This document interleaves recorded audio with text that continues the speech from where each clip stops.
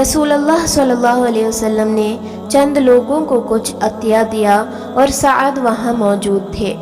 وہ کہتے ہیں کہ رسول اللہ صلی اللہ علیہ وسلم نے ان میں سے ایک شخص کو کچھ نہ دیا، حالانکہ وہ ان میں مجھے سب سے زیادہ پسند تھا۔ میں نے کہا، حضور آپ نے فلاں کو کچھ نہ دیا، حالانکہ میں اسے مومن گمان کرتا ہوں۔ آپ نے فرمایا، مومن یا مسلمان؟ میں تھوڑی دیر چپ رہ کر پھر پہلی بات دہرانے لگا۔ حضور صلی اللہ علیہ وسلم نے بھی دوبارہ وہی جواب دیا۔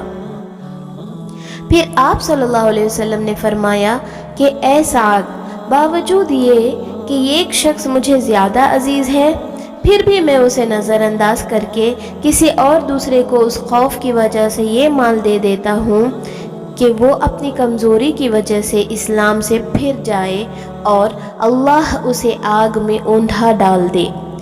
اس حدیث کو یونس، صالح، معمر اور زہری کے بھتیجے عبداللہ نے زہری سے روایت کیا۔